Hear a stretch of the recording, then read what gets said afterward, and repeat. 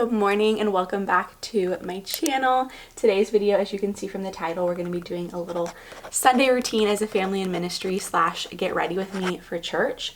So if you didn't know, my husband Tyler works for our church and has to leave really early. He's already gone, which means that Sunday mornings it is just Judah Man and I, and our church does have 3 different service times. So we used to go to the latest service time so that we could be done at the same time as Tyler, since he's obviously at all 3. But Judah is now down to 1 nap, and it usually falls around like 11:30, 12. So now we go to the earliest service time so we can get home in time for him to take a nap after the going to church. And so that's sort of our schedule now, and it does make mornings a little bit more rushed because I have to get myself ready, get him ready, nurse him. Judah is only nursing like for a few minutes before bed, and then in the morning he likes to like hang out and nurse. So nurse him and then feed us both breakfast all before we leave at 8 o'clock. So it's a little bit rushed, but it's nice to have the flexibility to be able to go to whatever service time works best with his nap. So not really sure what that's going to look like when baby girl is here. I know that in the beginning I'll probably just nap her in the carrier and then come home for Judah's naps. But then as she gets older and needs to be in a crib, we'll figure that out when the time comes. But mamas, comment down below what you do with church when your babies have different nap times, because I've always wondered that. So I'm going to keep getting ready until little man wakes up.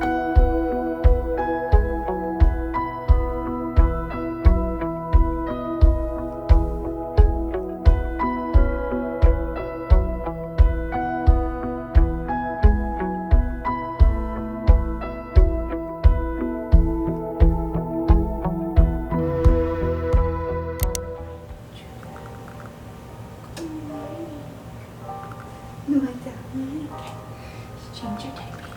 Good morning. Do you want to have some milk with mama? Milk?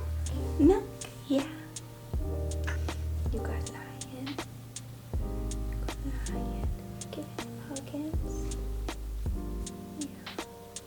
Yeah. Judah! Hi, Bubba. You gonna get mama's toothpaste out? Yes. What are you gonna grab out?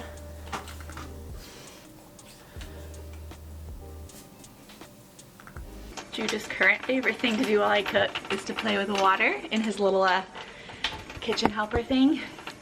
It's like your favorite thing in the world, huh?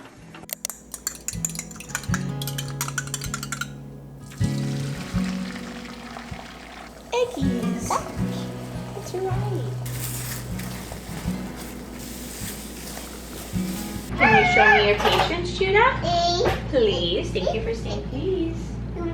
Yeah. Whoa. You love your eggies. Some strawberries too.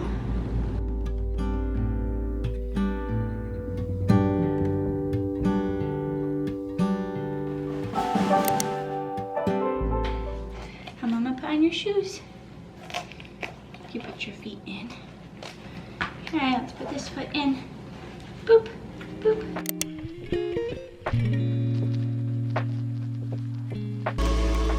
Good news, church.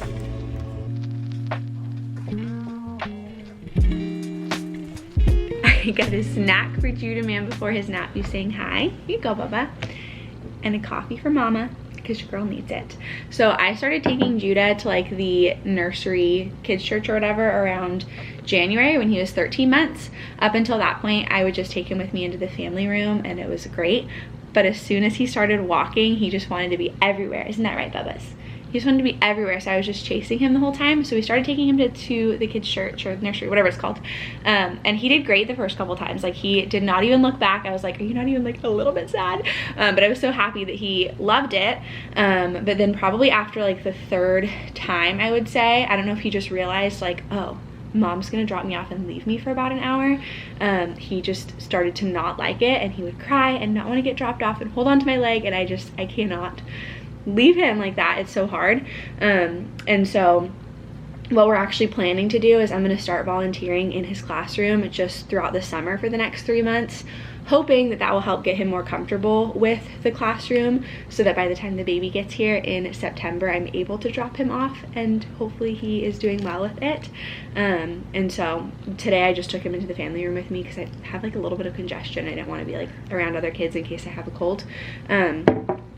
But Let me know, mamas, what you do if your child slash children also do not like getting dropped off, because we're figuring that out over here. There's something I've wanted for the longest time that I recently got, and I cannot even tell you how much I love it, and that is the linen sheet set from Brooklinen. So if you have watched my vlogs for a while, you know that Tyler and I have literally used only Brooklinen sheets since we've been married, and I used them before we were married as well. We love their classic sheets, their luxe sheets, and probably my favorite thing about the Brooklinen sheets is that they literally just get softer every time you wash them, so they just get better.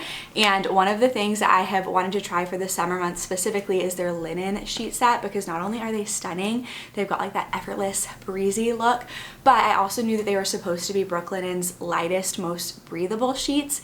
And after sleeping on these for a little over a week, let me tell you, they were not joking. Tyler and I both tend to be kind of like on the hot side in terms of sleeping, but these have kept us really cool, and they're at the same time somehow still really, really cozy. They're 100% linen, made in Portugal, and so if you are wanting to prepare your bedroom for the summer, I cannot recommend these sheets enough. We literally spend, I think it's like a third of our lives in bed, and so for us, it's always felt worth it to invest in quality sheets, especially when they're affordable. And Brooklinen specifically is tested and true. They've got like over 100,000 5-star reviews. And so are you climbing to the camera? And so if you want to check out the Brooklinen sheets, they're actually having their Memorial Day sale right now through May 28th, and that includes 20% off site-wide. And a little hack I want to recommend to you is to get the hardcore bundle. So that's going to include the fitted sheet, flat sheet, duvet cover, and 4 pillowcases, and then you can also mix and match colors within that. But what that's going to do is actually save you up to 40% off, because it's going to stack the bundle savings with the sale savings. And then if you are watching this after May 28th, you can still get a discount by using my code Kaci Nicole to get $20 off of orders over 100, and that discount code can also be stacked on the bundle savings. So check that out, and a huge thank you to Brooklinen for sponsoring today's video.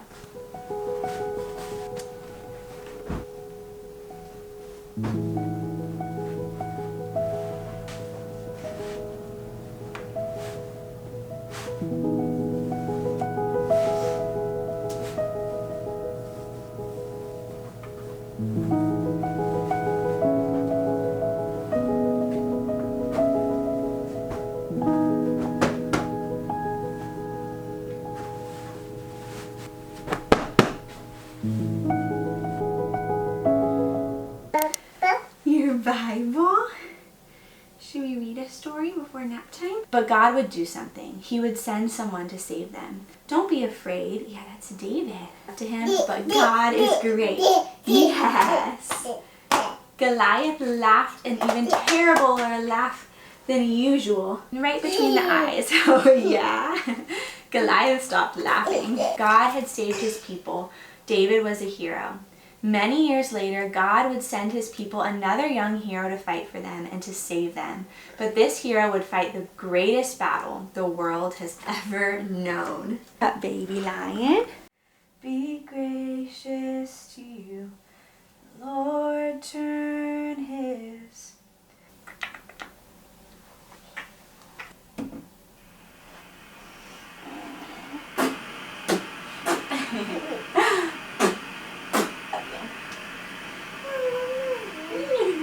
Have a good night, baby boy. I love you, Bubba's.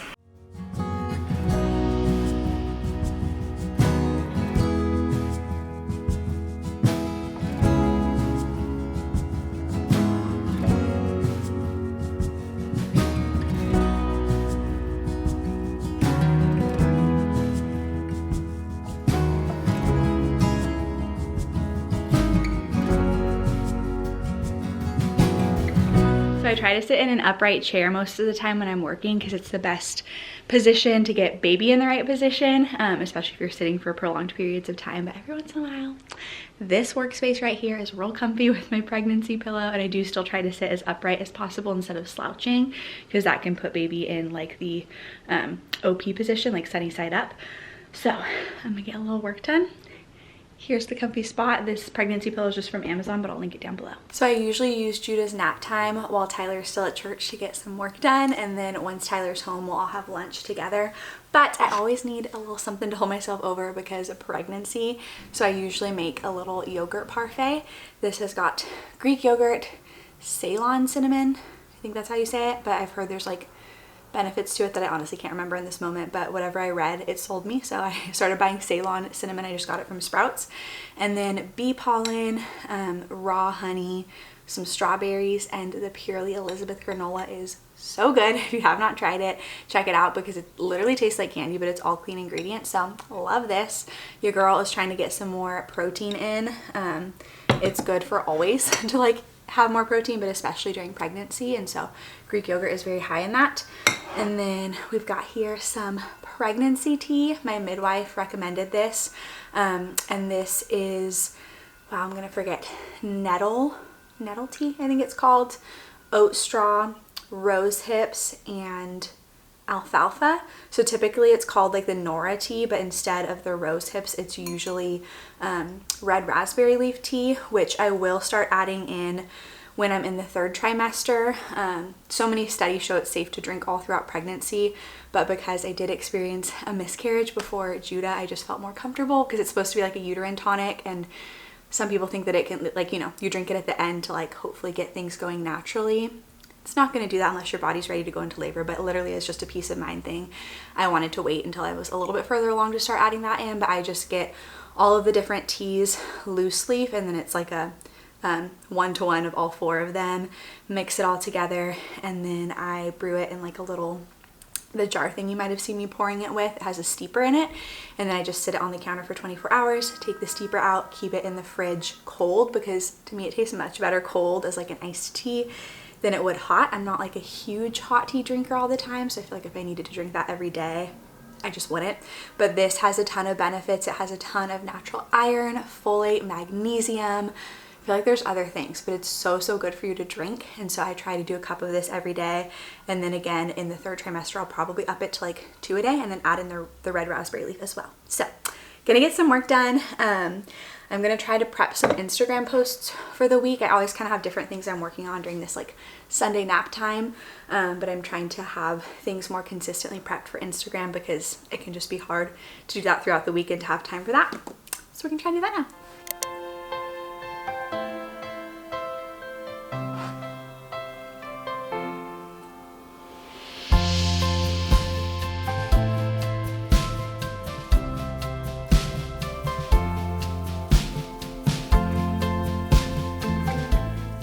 I want to share with you guys something that's been on my heart and even just on my mind as I've been trying to work, and that is that God's way truly is best. There is a door that Tyler and I are currently like right now, today, waiting to see if God is going to open, and we have a lot of excitement about this door. We've been imagining just like what could things look like, what would life be like if God opens this door, what's on the other side of that.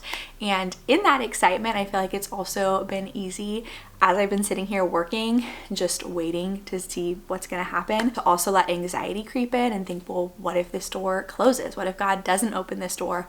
What is that gonna mean? What's that gonna look like? And just like even anticipating disappointment that would come. But something that I've been trying to remind myself of is the prayer that we have been praying through the whole process of this door, which I know that's really vague, and I will share with you what it is if it happens and if it is God's will. But our prayer through it all is, God, if this is what you have for us, if this is your best for us, then fling wide this door, make a way, open the door, provide. And God, if this is not what you have for us, if this is not your best for us in this season, then slam the door shut in our faces. Because the reality is, like, you know, we can think this is a good door, it can seem good to us, we can feel like maybe this is where God is leading us, but we don't know everything. We don't know the future. And God does. He sees all of it. He sees the things that we cannot see. And I feel like there's been other times in my life where there was a door that I was really, really wanting God to open. And in my head, I said, you know, I trust you, God, if this doesn't happen, which I do. But in my heart, it was really hard to accept the possibility that that door might not open, because in my mind and in my heart at the time, it felt like, well, this is the best and there could be no other door better than this door. And I was so just desperately wanting this thing to happen and so afraid of it not happening. But in hindsight, as God has like walked me through life and just closed some doors, opened some doors, had some yeses or nos or waits, every single time in hindsight, I have seen that his way truly is best. And when there was a wait, there was something that he was doing in that. When there was a no, that was usually his protection or his redirection to what he truly then did have for me. And every single time, hindsight has shown me that even when I thought this one thing was the best and there could be nothing better, God truly did know what was best, and his ways were best, his timing was best, his plan was best. And so even in this situation, as I'm like hoping this door opens and I don't know what the alternative would be if it didn't open, I trust and believe, because all those past examples have stirred my faith to believe that if this isn't it, I can trust that God has a reason why, even if maybe we don't get that explanation or answer right away. And so I just wanted to share that with you guys, because that's honestly what's going on in my mind as I've been filming today and as I've been trying to get some work done. And I talked about this a little bit in my last video. I think it was my last video at this point as this is up, but my video on persistence and prayer, where we talked about the parable of the persistent widow in Luke 18. Just that if you are in that place where you are just so wanting something so desperately and you really are wanting God to open a door in your life, my encouragement to you is to bring that before God in prayer, and to continue to bring that before God in prayer, and to know that in that process of praying for that thing, God is going to move, and he is either going to change your heart and realign those desires or whatever the case may be, or he's going to be moving in that situation. And most of the time it's both. He's moving in our hearts. He's teaching us things, deeper trust, deeper faith, and he's also moving in the situation to work things out according to his good purposes and his good plan. And that might not always look like what our perfect plan is, but once again, I just think that the more we walk with him and the more we see him do his thing, the more we can truly trust that, like, God, I want what you want for me. Like, I don't actually want the things that I think I want, unless the things that I think I want are the things that you want for me. And so that is my prayer today. That is my encouragement to you today. As a reminder, if you want to check out any of Brooklinen's bedding, which I highly recommend, especially the linen, we are loving it, be sure to take advantage of their Memorial Day sale happening now through May 28th. And then if you're seeing this video after that or wanting to wait until after that, you can also save using my code Kaci Nicole to get $20 off of orders over 100. And once again, I recommend stacking that with the bundle, because that's going to be your best savings. Thank you so much for being here. I hope this video was an encouragement to you. If it was, please be sure to give it a thumbs up. And then if you haven't already, please be sure to subscribe to my channel. I make Christian faith and lifestyle content aimed at encouraging you to know God more through his word and to grow in his likeness. And I would love for you to be a part of the fam. But thanks for being here, and I'll see you in my next video. Bye.